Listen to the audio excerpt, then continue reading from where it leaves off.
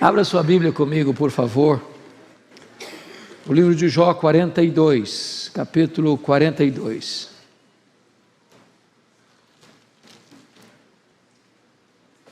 Versos de 1 a 17. Jó 42, de 1 a 17.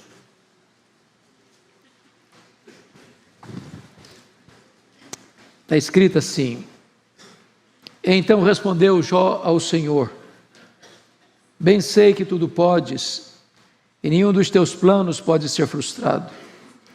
Quem é aquele, como disseste, que sem conhecimento encobre o conselho? Na verdade falei do que não entendia, coisas maravilhosas demais para mim, coisas que eu não conhecia. Escuta-me, pois, havias dito, e eu falarei. Eu te perguntarei e tu me ensinarás. Eu te conhecia só de ouvir, mas agora os meus olhos te veem. Por isso me abomino e me arrependo no pó e na cinza. Tendo o Senhor falado essas palavras a Jó, o Senhor disse também a Elifaz, o temanita: A minha ira se acendeu contra ti e contra os teus dois amigos, porque não dissestes de mim o que era reto, como meu servo Jó. Tomai, pois, 7 novilhos e 7 carneiros, e ide ao meu servo Jó, e oferecei holocaustos por vós.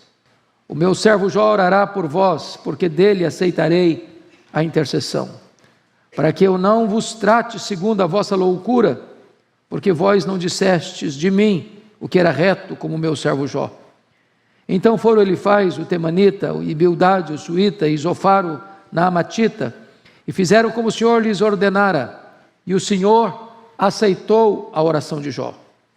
Moldou o Senhor a sorte de Jó, quando este orava pelos seus amigos, e o Senhor deu-lhe o dobro de tudo que antes possuíra. Então vieram a ele todos os seus irmãos e todas as suas irmãs, e todos quantos dantes o conheceram, e comeram com ele em sua casa, e se condoeram dele, e o consolaram de todo o mal que o Senhor lhe havia enviado. Cada um lhe deu dinheiro e um anel de ouro. Assim abençoou o Senhor o último estado de Jó, mais do que o primeiro, porque veio a ter 14.000 ovelhas, 6.000 camelos, 1.000 juntas de bois e 1.000 jumentas. Também teve outros 7 filhos e 3 filhas. Chamou o nome da primeira Gemima, a da outra Késia, e da terceira Queren-Rapuque. Em toda aquela terra não se acharam mulheres tão formosas como as filhas de Jó. E seu pai lhes deu herança entre seus irmãos. Depois disto, viveu Jó 140 anos, e viu a seus filhos e aos filhos de seus filhos até a 4ª geração. Então morreu Jó velho e farto de dias. Amém.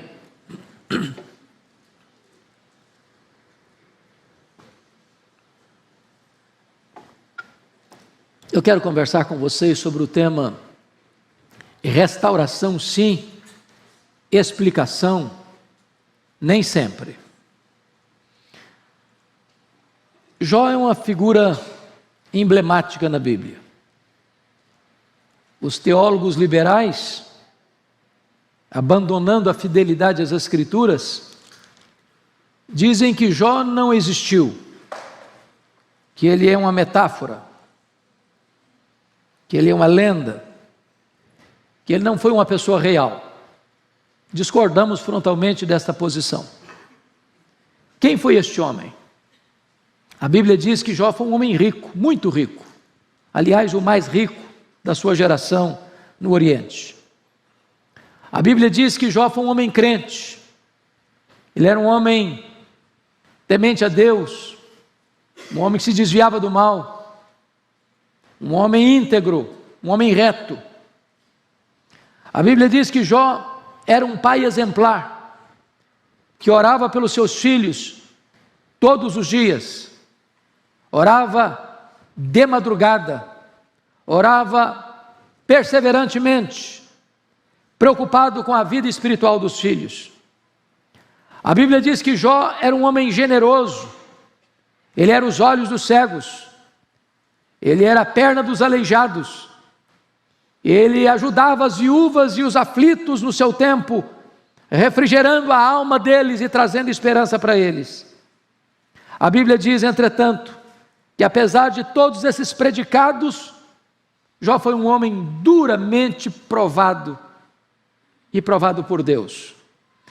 Diz a Escritura que Satanás um dia levanta uma suspeita acerca das motivações de Jó, dizendo para Deus que Jó só servia a Deus porque Deus o abençoava, porque Deus cercava a casa dele com a grande muralha de proteção, trazendo a ideia de que Jó era alguém que precisava ser subornado por Deus para adorar a Deus, e levantando até a suspeita de que ninguém serve a Deus senão por interesse.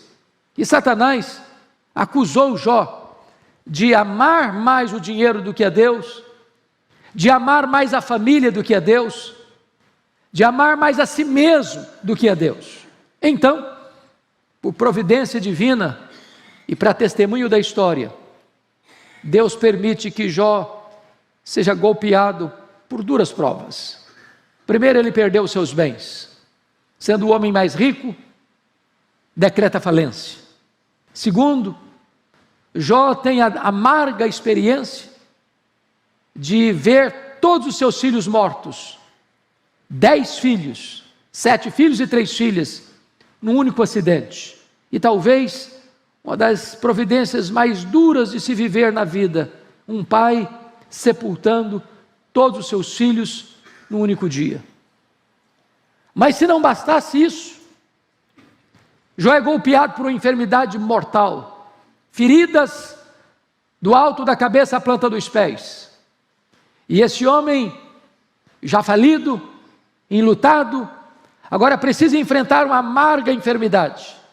Ele vai ficando magro, magérrimo, caquético, de couro furado pelas costelas em ponta.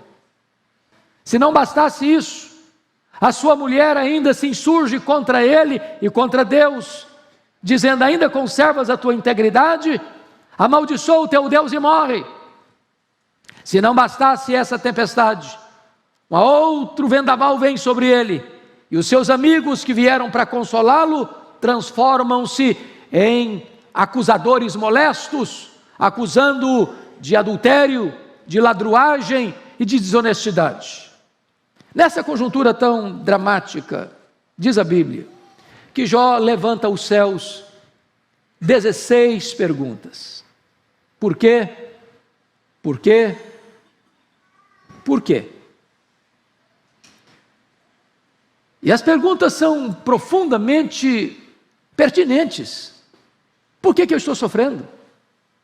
Por que a minha dor não cessa? Por que eu enterrei meus filhos? Por que eu não morri no ventre da minha mãe? Por que eu não morri ao nascer? Por que o Senhor não me mata de uma vez? Jó, no torvelinho da tempestade, no miolo da crise, no epicentro do problema, ergue aos céus 34 queixas contra Deus. Esse homem está no fundo do poço. Ele perdeu seus bens, ele perdeu sua saúde, ele enterrou seus filhos, ele foi abandonado pela esposa na maior e mais profunda crise da sua vida, e ele foi acusado pelos seus amigos. Mas diante de tantas perguntas e de tantas queixas, a única resposta que ele escutou foi o silêncio de Deus. E eu posso lhes garantir que o silêncio de Deus grita mais alto nos ouvidos da nossa alma que o ruído mais barulhento das circunstâncias mais adversas. Jó perdeu, diríamos nós, tudo exceto Deus.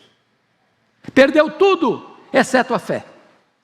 E é nessa crise medonha que ele arranca do peito um brado de esperança e diz: mas uma coisa eu sei, é que o meu Redentor vive. E eu verei o meu Redentor, revestido este meu corpo de pele, eu verei o meu Redentor. E então, Deus rompe o silêncio e, curiosamente, faz para Jó 70 perguntas.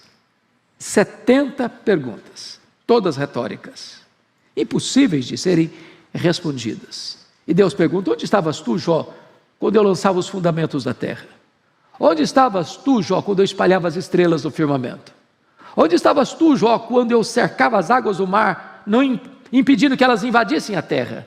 E Deus foi revelando a sua majestade, a sua grandeza, a sua soberania para Jó. E Jó foi como que sendo esmagado debaixo da grandeza, da majestade e da soberania de Deus. Então, Jó vai descobrir duas coisas magníficas. Primeiro, quem é Deus? Segundo, quem sou eu? Aliás, essas são as duas maiores revelações da existência. Ninguém pode viver de forma significativa na vida. Primeiro, você não sabe quem é Deus. Ninguém pode viver uma vida sensata, você não sabe quem é Ele mesmo. E então Jó, no capítulo 42, o texto que nós lemos, vai retratar algumas coisas dignas de destaque. A primeira coisa que Jó vai compreender, meus amados irmãos, está aí no versículo 1. Ele reconhece que Deus é onipotente. Agora eu sei, ou bem sei, que tudo podes. Não há descoberta mais importante para a sua vida do que esta, nesta manhã. Quem é o seu Deus? Quão grande é o seu Deus? Quão poderoso é o seu Deus? Quanto pode o seu Deus? Vejam vocês que a circunstância não mudou. O que mudou foi o conceito. Não foi a realidade circunstancial que mudou, foi a teologia que mudou. E a restauração não começa quando as coisas mudam, a restauração começa quando a sua mente muda. A restauração começa quando você entende as verdades espirituais com clareza, com nitidez, fora do torvelinho ou apesar do torvelinho que assola e massacra você. Eu sei que tudo podes. O seu Deus é o todo-poderoso Deus. O seu Deus controla o universo. O seu Deus dirige as estações do ano. O seu Deus dirige as nações da terra. O seu Deus tem controle sobre a sua vida. O seu Deus tudo pode. E essa é a verdade que você hoje precisa também compreender à luz desse texto. A segunda coisa que Jó vai entender de uma maneira tão linda é que Deus tem um plano, que não existe acaso, que não existe sorte, que não existe azar, que não existe determinismo cego, que não existe sincretismo nem misticismo. Ele vai dizer no verso 2 ainda: e nenhum dos teus planos pode ser frustrado. Entender isso é libertador. Entender isso traz restauração para a alma. Você saber que a sua vida não é uma lasca de lenha jogada no mar da vida e empurrada de um lado para o outro ao sabor das circunstâncias. A sua vida está nas mãos do Deus Todo-Poderoso e Ele está trabalhando por você e não contra você, para que todas as coisas cooperem para o seu bem. Mas ele vai descobrir algo maior ainda. Ele vai reconhecer agora quem é Ele. E a primeira coisa que ele descobre, que ele é extremamente limitado em seu conhecimento. Ele diz no verso 3, na verdade eu falei do que eu não entendia. Meus irmãos, está aqui para mim uma das coisas mais lindas. Quanto mais um homem sabe, quanto mais um homem conhece, quanto mais ele granjeia conhecimento, quanto mais ele avança na sabedoria humana, mais este homem é humilde. Só lata vazia faz barulho. Só restolho xoxo é que não se dobra. O que você sabe é quase nada diante do que você não sabe. O sábio é aquele que sabe que não sabe, porque o que você sabe é muito pouco em relação ao que você não sabe. Então, quando você chega diante de Deus, o Todo-Poderoso Deus, você não pode chegar de nariz empinado. Você não pode chegar com soberba e altivez. Você precisa compreender que você é um ser limitado e profundamente limitado diante da majestade e da grandeza de Deus. Mas Jó descobriu mais. Ele descobriu, meus amados irmãos, não só isso, mas o seu limitado conhecimento do próprio Deus. Não só da vida, não só da realidade, não só da história, não só dos acontecimentos. Ele diz no verso 5, eu te conhecia só de ouvir, mas agora os meus olhos te veem. Então me permita uma pergunta nesta manhã. Você conhece a Deus? Quanto você conhece a Deus? Porque conhecer a Deus não é uma coisa teórica, não. Não é uma matéria que você aprende numa escola e discorre numa prova os caracteres de Deus, os atributos de Deus, as obras de Deus, as perfeições de Deus. Isso você pode aprender com um bom livro de teologia. Você conhece a Deus? Porque conhecer a Deus é a própria essência da vida eterna. Foi Jesus quem disse isso. Foi Jesus quem disse isso. E a vida eterna é esta: conhecer a Deus e a Jesus Cristo, a quem enviaste. Quanto você conhece a Deus? Quão íntimo você é de Deus? Quão profundamente você se relaciona com esse Deus? O que é curioso é que o homem que era o homem reto, o homem justo, o homem temente a Deus, o homem que se desviava do mal, o homem que recebe do próprio Deus o maior elogios e os maiores encômios, quando o próprio Deus diz: não há ninguém na terra semelhante a ele, diante da majestade de Deus à sua frente, ele bota a mão na boca e diz: meu Deus, eu te conheci só de ouvir, agora os meus olhos te veem. Eu quero dizer para você que você pode conhecer muito mais de Deus. Você pode ter muito mais de Deus. A mais ousada oração da Bíblia para mim é Efésios 3,19, e lá o apóstolo Paulo está orando e pedindo para que você e eu sejamos tomados de toda a plenitude de Deus. E esse Deus é transcendente, e nem os céus dos céus pode conter esse Deus. Este mundo que tem mais de 93 bilhões de anos-luz de diâmetro, este Deus é maior do que este mundo, porque Ele é transcendente, e agora você pode ser tomado de toda a plenitude de Deus, e você pode conhecer a Deus, e continuar conhecendo a Deus. E eu lhes garanto que nem toda a eternidade será suficiente para você esgotar o conhecimento de Deus, porque Deus é ilimitado em seu ser. Mas agora Jó está não só conhecendo a Deus, ele está conhecendo ele mesmo. Vou lhes dizer que ninguém pode conhecer a Deus sem também conhecer a si mesmo. Alguém diz: como é que se lida com vaidade? Como é que se lida com soberba? Como é que se lida com dessa mosca azul da vaidade? A resposta é: conheça a Deus e conheça você mesmo. Eu pergunto a vocês, à luz do versículo 6, por isso eu me abomino e me arrependo no pó e na cinza. Quem aqui, em sã consciência, pode levantar o nariz, estufar o peito e dizer: eu sou uma pessoa maravilhosa? Deus foi tão sábio ao me escolher. Porque se Deus não tivesse me escolhido, Ele teria cometido um erro estratégico muito grande, porque eu sou uma pessoa magnífica. Eu mereço medalha de honra ao mérito. Eu mereço subir no alto pódio da fama e botar o pé na calçada da fama da cidade da Nova Jerusalém, porque eu sou uma pessoa magnífica. Essa foi a ilustração que o pastor Orival usou no primeiro sermão. Se você conhece a Deus e se você conhece a si mesmo, você baixa a bola. Se você conhece a Deus e você conhece a si mesmo, não tem espaço para arrogância no seu coração. Jó vai dizer o seguinte: por isso eu me abomino no pó e na cinza. Mas, meus irmãos, o que me impressiona é que este Deus é o Deus da restauração. Restauração, sim. Explicação, nem sempre. E eu queria que você fosse comigo para o verso 10, porque numa lida deste livro, numa sentada só, você vai descobrir que o verso 10 é a chave da virada do livro, é a chave hermenêutica do livro. Porque o livro não trata de sofrimento, o livro trata de restauração. O livro nos leva ao fundo do poço da angústia e da dor humana, para dizer que, por mais profundo que seja o poço do seu sofrimento, a graça de Deus é suficiente para ir mais fundo ainda e tirar você de lá.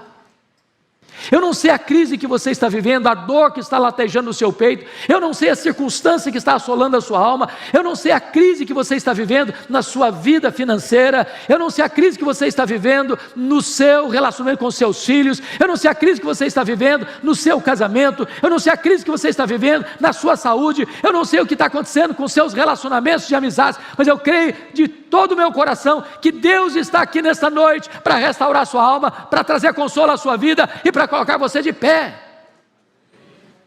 E o que está escrito no verso 10? Mudou o Senhor a sorte de Jó, quando este orava pelos seus amigos, e o Senhor deu-lhe o dobro de tudo o que antes possuíra. O que está escrito aqui? Por que está escrito isso aqui? O que está escrito aqui, irmãos, é que os amigos dele, por quem ele orou, acusaram Jó de ladrão.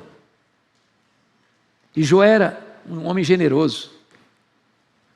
Acusaram Jó de adúltero.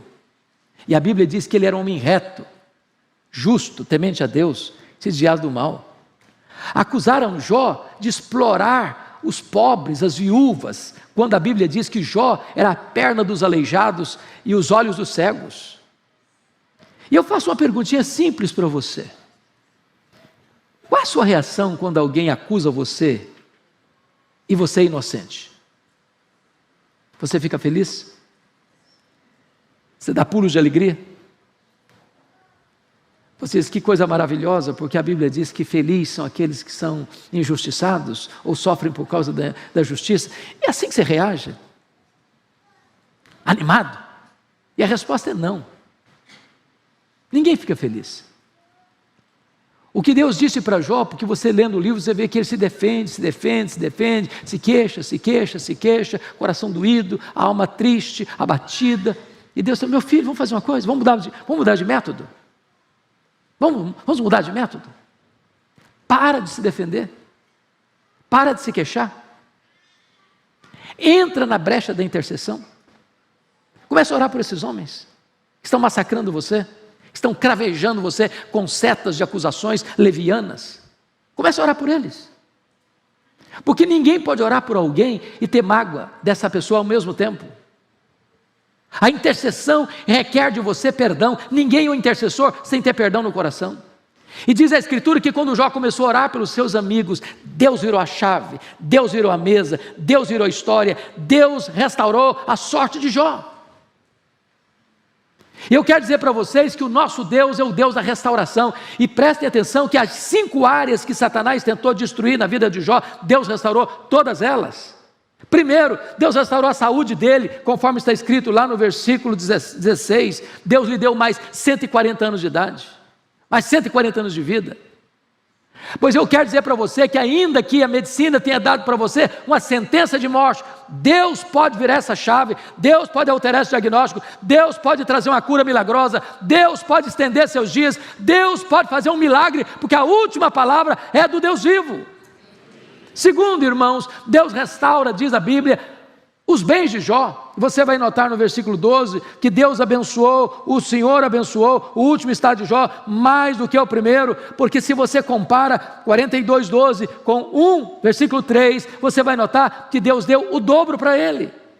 Talvez essa pandemia trouxe prejuízo para você na sua vida financeira, talvez a sua empresa caiu o capital, talvez você abaixou o seu salário, talvez você tenha perdido recursos e mais recursos diante da crise mundial e nacional que se avizinha, talvez você esteja com o seu coração preocupado com todo o cenário que se avizinha por aí, mas eu quero dizer para você que Deus é poderoso para restaurar a sua vida financeira, para colocar você de pé, para dar um outro horizonte para a sua vida financeira, porque este é o Deus da restauração. Mas em terceiro lugar, Deus restaura também, diz a Bíblia, as amizades de Jó. Eu acho isso impressionante. E aqui está um princípio de vida, irmãos, dos mais sábios da Bíblia. Via de regra, quando você está sendo injustiçado, você quer tomar esta causa nas suas mãos, para fazer justiça com as suas mãos, ou para se defender, ou para devolver a acusação. E aí o que acontece? Deus vai lá para os acusadores de Jó e disse para eles assim, olha, vocês foram loucos, vocês não falaram de mim o que é justo, o que é certo, como o meu servo Jó falou.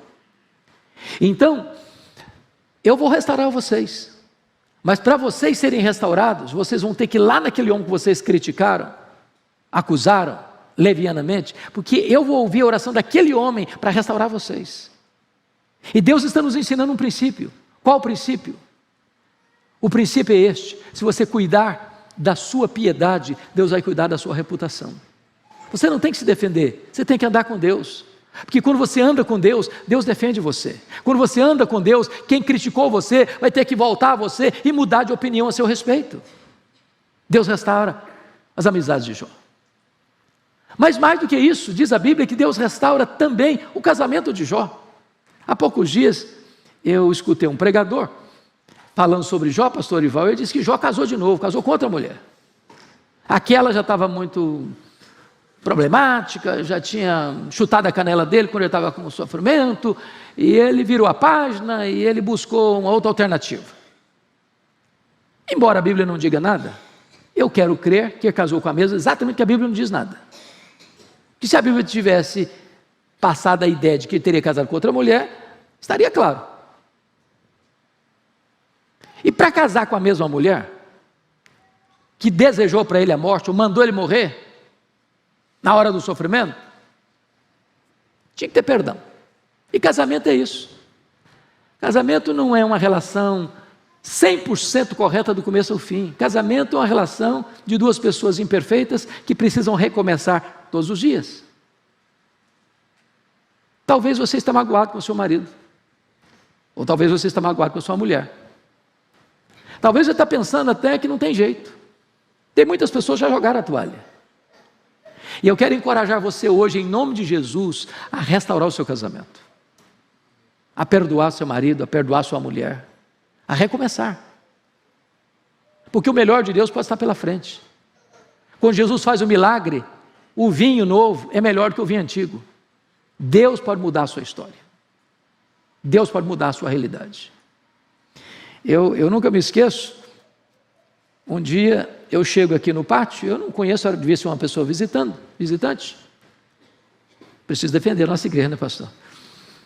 E a pessoa disse assim: ô pastor, eu vim comunicar ao senhor aqui, o senhor me conhece há tanto tempo, eu venho aqui de vez em quando, mas frequenta a igreja e tal, e eu dizer para o senhor o seguinte, eu estou me separando, passando uma crise, e estou me separando. Falei, é mesmo, você está se separando? Falei, estou separando. Mas você vai divorciar? Falei, vou divorciar. E eu falei, minha filha, por que você vai divorciar? Ela respondeu assim para mim, secou. Se botar a legenda, secou. Falei, é mesmo, secou. É? Ué, mas se secou, tem esperança para você. Ela regalou os olhos, falou, como assim tem esperança? Ué, mas Deus fez a vara seca do Arão florescer, Ele faz o seu coração seco aí florescer também. Falou, o senhor perdeu o juízo, eu estou falando para o senhor que morreu tudo aqui dentro. Falei, morreu? Ué, mas se morreu também tem esperança. Você não viu na Bíblia lá que Jesus ressuscita os mortos? Ele ressuscita o sentimento da morte em seu coração. Falou, o senhor ficou doido, o senhor endoideceu. Estou dizendo para o senhor que acabou, não tem mais nada, nada, acabou tudo. Falei, acabou, filha, então tem esperança? Você não leu na Bíblia lá que Deus chama a existência as coisas que não existem? Ele pode chamar a existência o que não tem mais nada aí. Vamos fazer o seguinte, nós vamos orar junto. Eu vou orar com você uma semana. Na próxima segunda você volta aqui. Conexão com Deus. E voltou. Pastor, acabou mesmo a vontade de divorciar. Deus está fazendo algo maravilhoso na minha vida.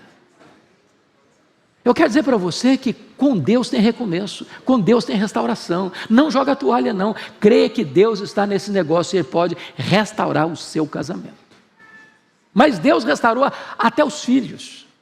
Ele tinha 10, passou a ter 10 de novo. Eu acho isso incrível. E eu queria muito aqui que você corrigisse uma frase que é muito usada no meio evangélico e nós não podemos usar essa frase. Morre o pai, morre a mãe, morre o irmão. Doloroso demais, às vezes morre um filho, morre uma filha. E a pessoa diz assim, perdi meu pai, perdi minha mãe, perdi meu filho, perdi meu irmão. Essa não é uma frase boa para um crente usar. Você perde algo ou alguém quando você não sabe onde está. Como aquele pai que depois de sepultar o seu filho, voltava do cemitério, um amigo veio lhe dar um abraço e disse, meus pêsames, fiquei sabendo que você perdeu o seu filho. Ele respondeu, não, eu não perdi meu filho. Eu sei onde meu filho está, eu sei com quem o meu filho está. Meu filho está com Jesus, meu filho está no céu. Eu não perdi meu filho. Jó não perdeu seus filhos. Jó tem agora 10 filhos no céu, agora ele tem 10 filhos na terra. Deus restaurou e restaurou completamente. Restauração, sim. Explicação, nem sempre. Sabe o que me impressiona no livro de Jó? É que você e eu sabemos o fim. Você e eu sabemos o enredo. Você e eu sabemos a trama. Você e eu sabemos todos os nós da história de Jó. Mas Jó não sabia. Deus restaurou Jó, mas Deus não explicou para Jó por que ele sofreu. Todos os personagens da história do livro de Jó, na saga de Jó, estão equivocados. O diabo está errado, porque pensou que Jó servia a Deus por interesse. A mulher de Jó estava errada, porque achou que Deus não era digno de ser adorado no sofrimento. Os amigos de Jó estavam errados, porque acharam que Jó estava sofrendo porque tinha cometido graves pecados contra Deus. Jó estava errado, porque achou que Deus o massacrava, Deus o afligia desesperadamente. Deus restaurou, mas Deus não explicou. Nem sempre, irmãos, nós teremos explicações. É por isso que a Bíblia diz que nós não vivemos pelo que enxergamos, nós vivemos pela fé. De vez em quando, alguém se aproxima de mim para dizer: pastor, eu tenho tantas perguntas que não consegui resposta. Eu falei: nem vai ter. Mas eu vou chegar com a minha listinha de perguntas no céu. Eu vou querer saber, Deus vai ter que me explicar, Jesus vai ter que me esclarecer isso. E eu quero dizer para você que não vai ser preciso, não. O céu é autoexplicativo. As nossas perguntas não farão sentido lá, porque a Bíblia diz que a nossa leve e momentânea tribulação produzirá para nós eterno peso de glória acima de toda comparação. Então, saiba disso, Deus está aqui e Ele é poderoso para restaurar a sua vida. Restaurar a sua vida financeira, restaurar a sua saúde, restaurar seus filhos, restaurar seu casamento, restaurar suas amizades, restaurar todas as coisas. Explicação? Nem sempre. Então, ao chegar no céu, você vai conhecer como você também é conhecido. Lá tudo é luz, lá tudo é claro, lá tudo está esclarecido, lá não tem qualquer sombra de dúvida ou confusão. É neste Deus que nós cremos, o Deus da nossa restauração. Vamos ficar em pé, queridos, e vamos orar.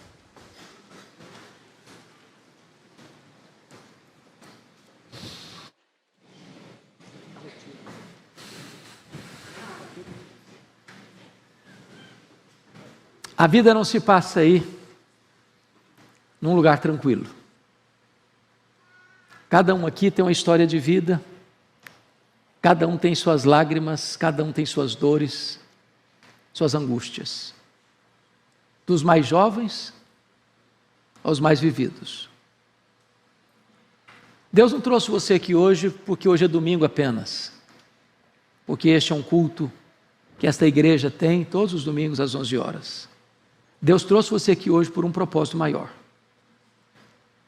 Ele conhece a sua vida, Ele conhece as suas lutas, Ele conhece aqueles que não têm dormido pelas madrugadas,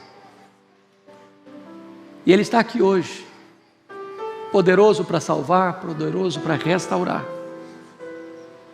a sua história, a sua vida, a sua casa. O que Ele fez com Jó, pode fazer com você.